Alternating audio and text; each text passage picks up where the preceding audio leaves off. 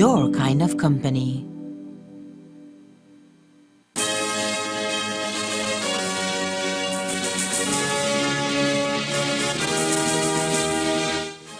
Tonight on CTV3 News, Euphemia Garcia's death is drug-related, says Campo Williams.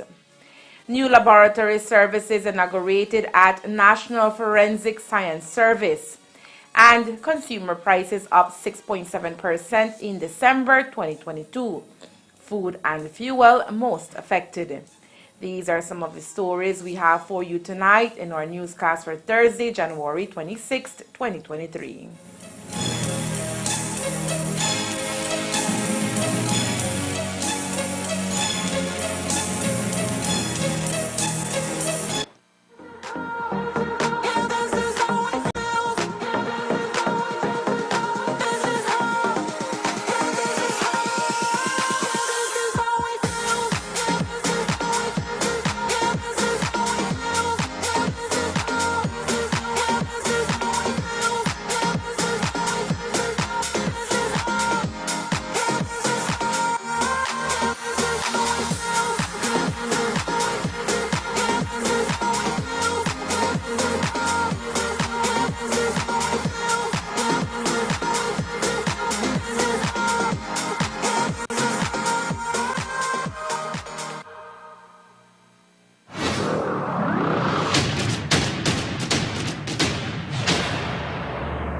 I am ready. You are getting the new and improved me. This is nice.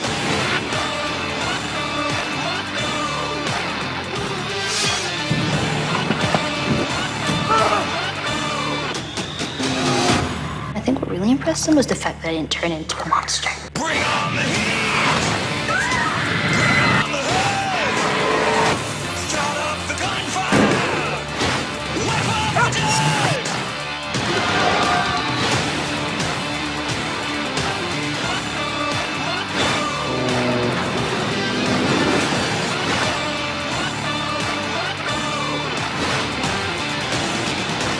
It's about a relationship that hopefully many people can relate to.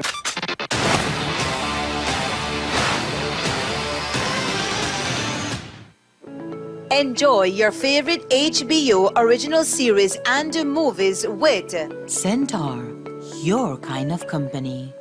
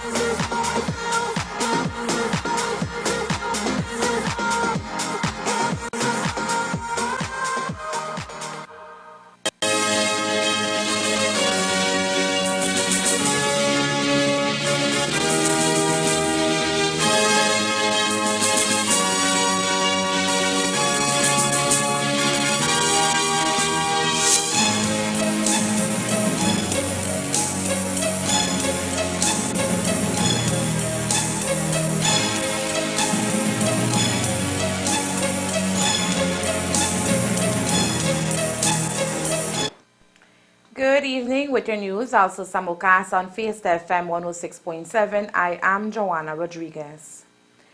To date, no one has been charged for the shooting death of 38-year-old Euphemia Garcia, who was fatally wounded on the 21st of January 2023 as he socialized in Lou's store located in the village of Eau Creek, Orange Walk. While the weapon utilized for the shooting has not been found, it seems police have established a motive. According to Commissioner of Police Chester Williams, all indications are Garcia was a target and his murder is drug-related. Well, we believe that that is drug-related. Mr. Garcia was shot previously, and from what we gathered, he knew exactly who shot him. but he had refused to cooperate with the police in terms of providing any statement or information that would have been able to identify to the police who the perpetrator of that previous shooting was. And we believe that it is the same person whom he had shot him before who came back for him.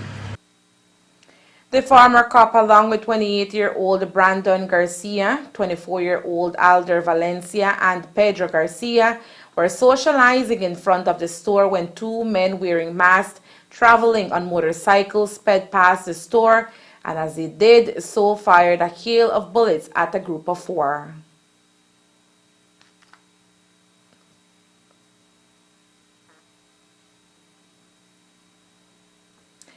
It was confirmed on Tuesday, August 16, 2022, by the Minister of Home Affairs, the Honorable Karim Musa, that 6 police officers are being investigated for the tragic death of 20-year-old Derek O, who died while in police custody. O was left locked up inside a police van for more than 12 hours after being detained at the San Joaquin Fiesta. The police officers allegedly forgot O was inside the van.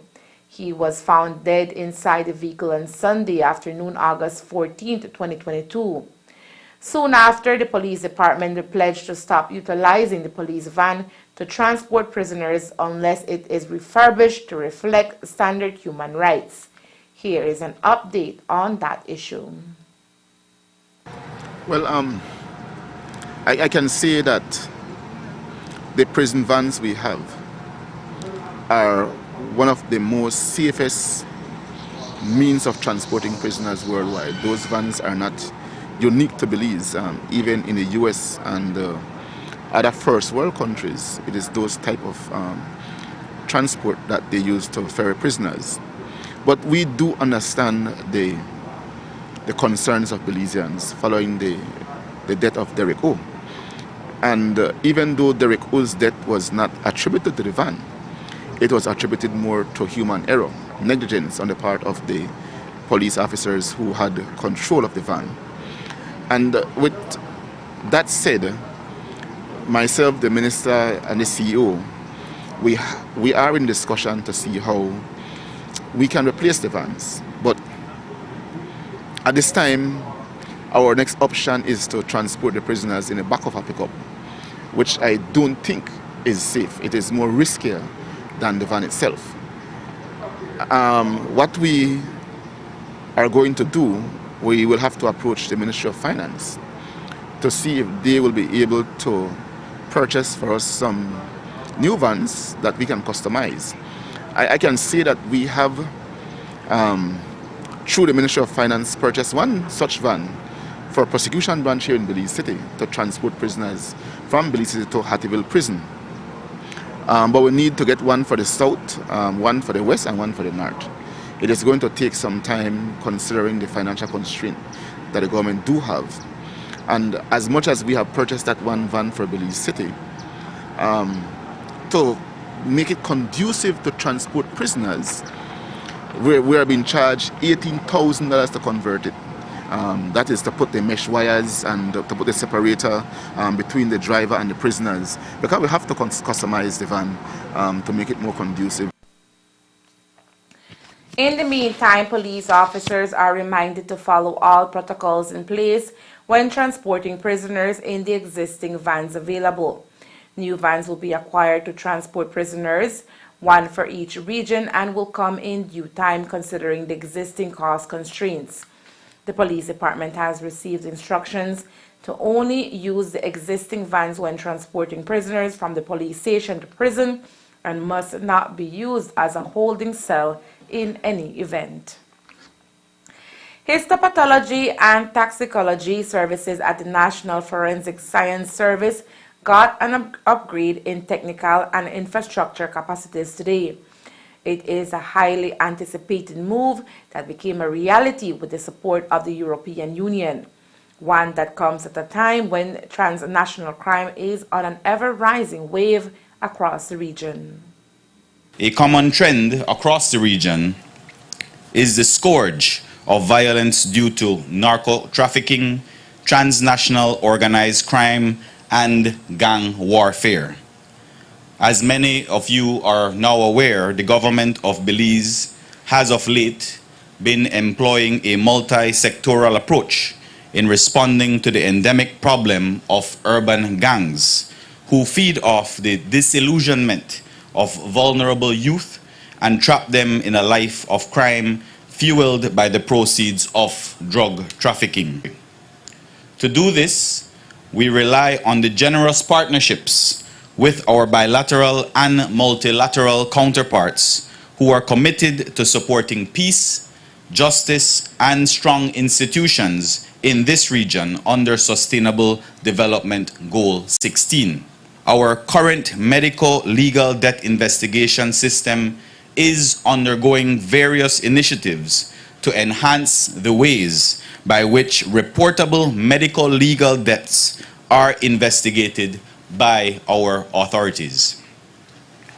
These include all sudden, unexpected, unexplained, criminally suspicious, accidental, or violent deaths that occur within the borders and maritime areas of Belize. Projects like the AC1 I-Crime project, which is culminating today in the formal handing over of laboratory spaces for toxicology and histopathology, significantly increase the capacity of our authorities, in particular the NFSS, to provide reliable and objective scientific evidence based on established forensic and legal medicine principles for all cases under investigation. Very importantly, these comprise all homicide cases, which include deaths in custody, extrajudicial killings, as well as mass fatalities. Additionally, the expansion of scope in forensic toxicology at the NFSS is now over the very near horizon, made possible through the support from the AC1 I-Crime project, and will allow our forensic laboratory to no longer report on ethanol quantification only, but to soon expand into confirmatory reporting on cocaine, THC, benzodiazepines, did I say that right, Director? Ecstasy, pesticides, and other commonly encountered drugs of abuse and poisons, including their quantification. European donors have contributed some 820,000 Belize dollars to the project, while government through the NFSS contributed some 75,000 Belize dollars to conduct the installation of the workspaces in the new histopathology lab and some 63,000 Belize dollars for the new toxicology instrumentation. The joint investments in the establishment of these laboratory workspaces that are being inaugurated today, which when combined total to just under 1 million Belize dollars, demonstrate our mutual commitment to strengthening systems which are in place locally in order to improve the quality and reliability of forensic science services for Belize's criminal justice system. We thank the European Union and the government of Spain through the organization FIAP for these invaluable contributions towards our national institutions that administer justice and promote citizen security through reliance on scientific evidence. From as far back as the 1990s, local forensic experts have been lobbying for greater investments in advanced scientific instrumentation to support medical legal post-mortem examinations. More recently, with the arrival of our in-house anatomic pathologist, Dr. Ken, who has been in charge of the medical examiner's office since 2014, there was a renewed effort in laying the foundations to one day establish histopathology services within the scope of the NFSS. Hundreds of histology samples have been collected by our medical examiners over the years from all manner of cases and submitted by our crime scene technicians to our forensic laboratory for secure storage until the day when histopathology services would come online. And that day has finally arrived. With the new services, medical examiners will be better able to confirm causes of death related to intoxication, whether by alcohol, drugs, or poison, as well as instances of drunk driving, drugging for purposes of sexual or other assault, and the less common ailments such as cancer and heart attacks. The NFSS, according to Director Jian Cho, is hoping to clear outstanding cases in which samples have been stored and saved for testing. It conducts over 600 autopsies annually, both in criminal and other cases. The overall objective of the AC1 I-Crime project was to improve citizen security in SICA countries in order to contribute to the sustainable development of the region by addressing the following four components. 1. Upgrading investigative units, forensic institutes, and regional networks, and streamlining processes to increase the efficiency of criminal investigation and judicialization. 2. Strengthening the regulatory framework to further facilitate cross-border criminal investigation and prosecution. 3. Consolidating a regional community of practice amongst the actors of the criminal investigative and prosecution chain by strengthening specialized and shared knowledge. And 4. Supporting joint regional investigations and operations against transnational crime and contributing to the dismantling of regional criminal structures. One department to benefit directly from the project is the Belize Police Department, and today the Commissioner of Police told reporters how they plan to use the project to combat crime.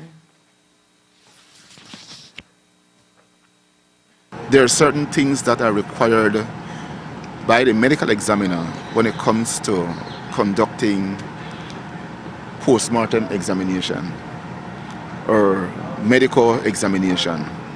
And while, yes, in the past we have always trusted our pathologists who are well trained, the lab now is going to give them additional equipment, additional tools to be able to be more efficient in what they do as medical examiners. We are currently on a path, the minister constantly alludes to it, that innovation and technology is the way to go, and the fact that we are seeing the National Forensic Services enhancing its ability is welcoming. Scientific evidence certainly helps any investigation, and we're hoping that with this new addition we will be able to have more conclusive cause of deaths. There are instances where bodies are found and when post-mortems are conducted, the cause of death is inconclusive. I think now that with this, we should see less of that. I don't think it is going to eliminate totally the inconclusive nature of some deaths, but it will help to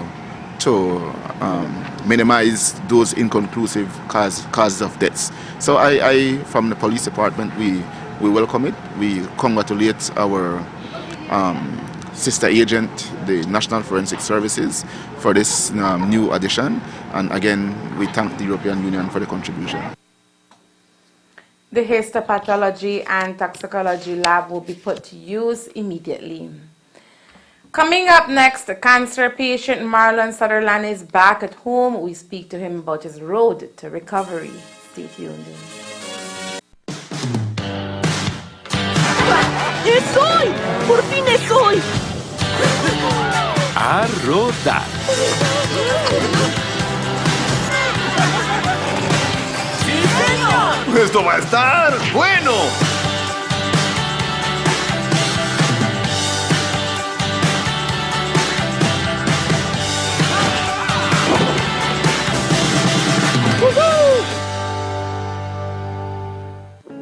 Enjoy your favorite HBO original series and movies with Centaur, your kind of company.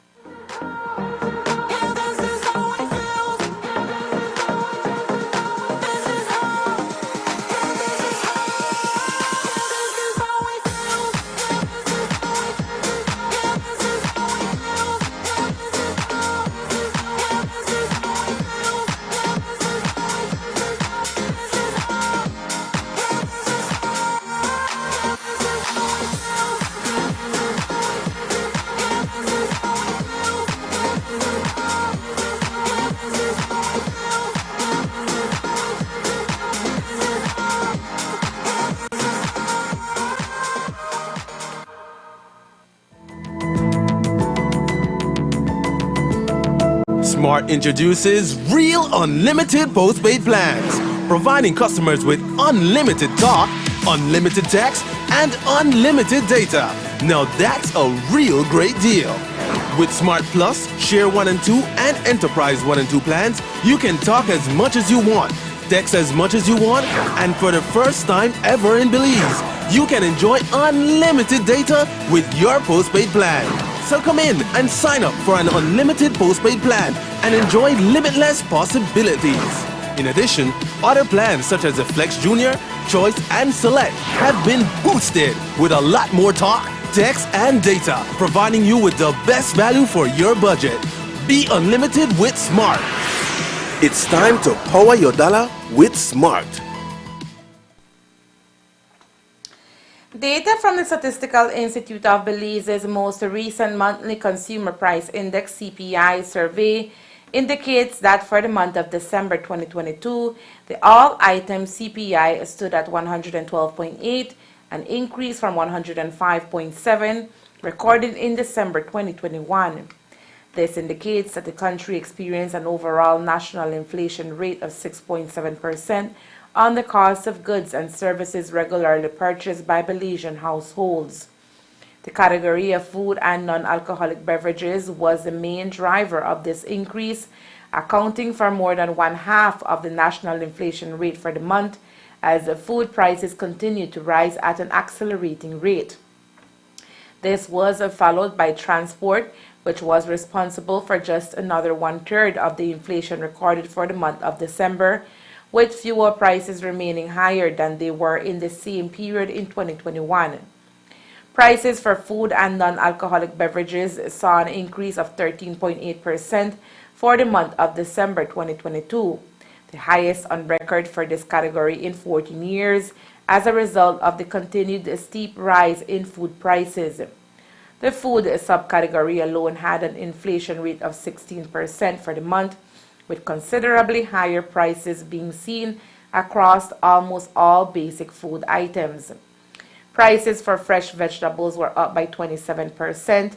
Cereal products saw a 14.5% increase due to higher prices for rice, flour, breads, corn, minsa masa, and corn and flour tortillas. The cost of meats also increased by 10.7%, the result of a sharp rise in prices for beef, poultry, and pork. Dairy products and eggs had an overall increase of 18.6%, as higher prices were observed for powdered milks, evaporated milks, condensed milks, cheese, and eggs. There were also notable increases in the cost of cooking oils, fish products, and fruits. Among the municipalities, Independence Village recorded the highest inflation rate for the month of December at 8.6%. This was followed closely by Benquevejo del Carmen, 8.5%, Orange Walk Town, 8.2%, and Punta Gorda Town, 8%. Consumers in these areas saw above average increases in prices for various food items, all forms of passenger transport, food served at restaurants and fast food stalls, construction materials for household use, nightclub entrance fees, laundry products, soaps, detergents, women's clothing, and personal hygiene products. The city of Belmopan recorded the lowest inflation rate for December 2022 at 4.5%. The annual inflation rate for the year 2022, when compared to the year 2021, stood at 6.3%. Both the transport and food and non-alcoholic beverages categories were the main contributors, accounting for more than 3/4 of the inflation experienced by consumers during the year 2022, with increase of 18.2% and 7.8% respectively. A pair of Argentinian nationals are in Belize on their second trip. They visited land and the sea last year during their visit. You may recognize them in our following story. Argentine Facundo and Carolina spoke to our reporter Elmer Cornejo earlier today. Here is that story. Traveling for miles from one border to another sounds like tons of fun. The question though is if traveling is double the fun when traveling in a couple. For Carolina and Facundo, who are originally from Argentina, It worked out because they worked together to make travel easy and fun. The couple is tonight in Corozal and will sleep in a camping tent while on their second trip to Belize after spending 180 days in Mexico. They are in love with Belize. Nosotros ahora estábamos en México con nuestra van y se nos terminó el tiempo de permiso de estadía como turistas en México. Entonces había que buscarle ahí una opción. Y se puede hacer unos trámites para renovar el permiso, o si no tenés que salir del país y volver a ingresar.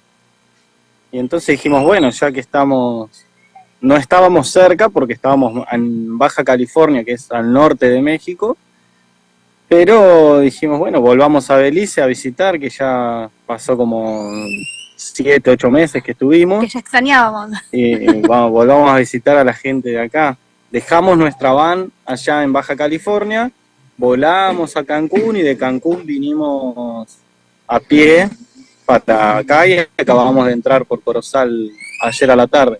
Es medio complicado para nosotros porque justamente no hablamos inglés, muy poquito, tratamos de aprender, pero bueno, nos cuesta.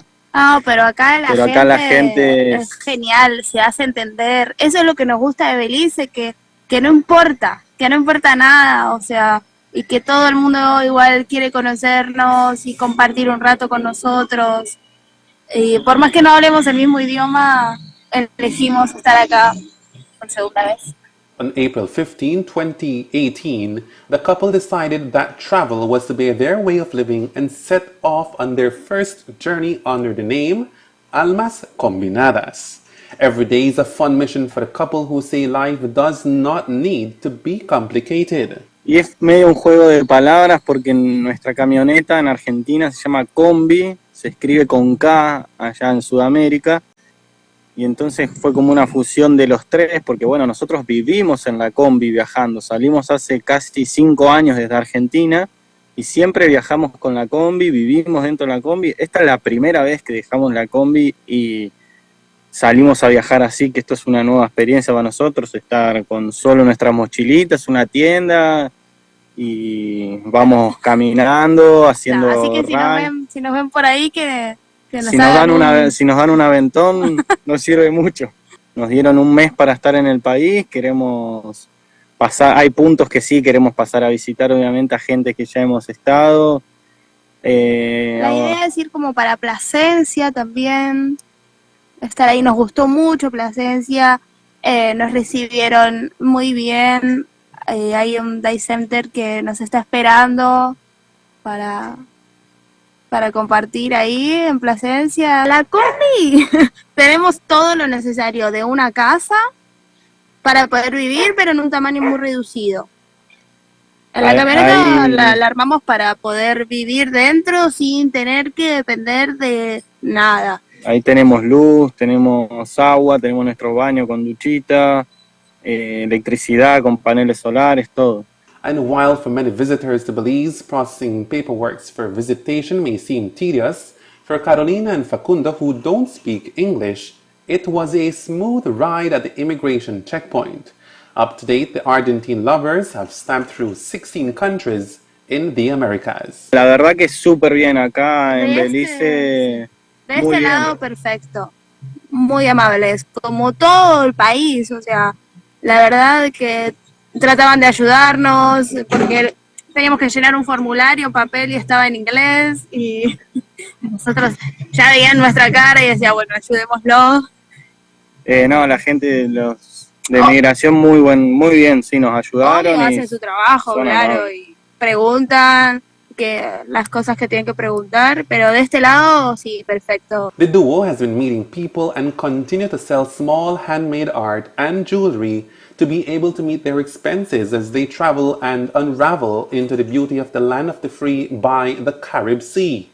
Facundo and Carolina document their best moments on social media as they move inside our country, Belize. Elmer Cornejo, CTV3 News. CTV3 News has been following the story of a cancer patient who had to undergo surgery and chemotherapy in neighboring Guatemala over the last 3 months. The story is of Marlon Sutherland, who had to quit school in order to give himself a chance at fighting cancer. Today, our news team sat with Marlon, who told us how the experience has been and what he expects soon. Here is that story. 12-year-old Marlon Sutherland is today back home where he feels comfortable and loved. When we arrived at his family home, he was all smiles. The feeling in the air can only be described as vibrant and hopeful. Marlon had been diagnosed in the last quarter of 2022 with sarcoma, a rare type of cancer that grows in connective tissue. For that, he had to undergo surgery in Guatemala after doctors in Belize told his mother that there was nothing else they could do as Marlon only had 4 months left to live. In Guatemala, his left leg had to be amputated to save his life. Today, Marlon is alive, and his story is that of a warrior that has won the first round of the battle.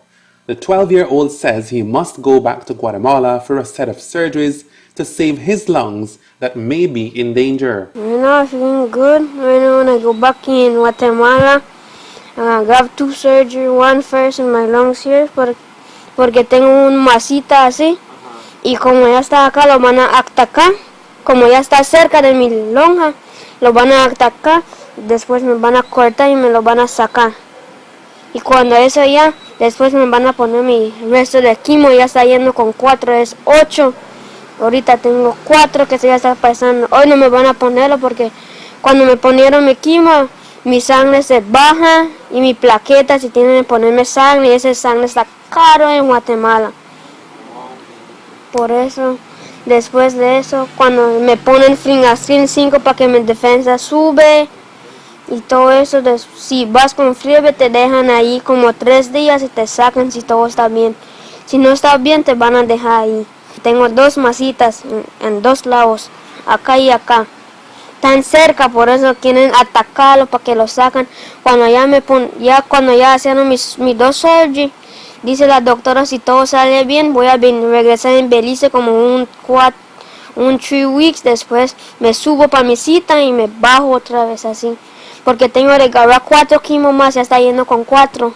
An intelligent Sutherland told us that he is halfway through with chemotherapy and he is confident to make it through. El quimo me deja sin comer como 5 días, 4 días así. Después no como y eso te tienes de comer para que subes tu defensa. Tienes que tomar tu jugo y eso para que sube y después cuando me ponen eso no como.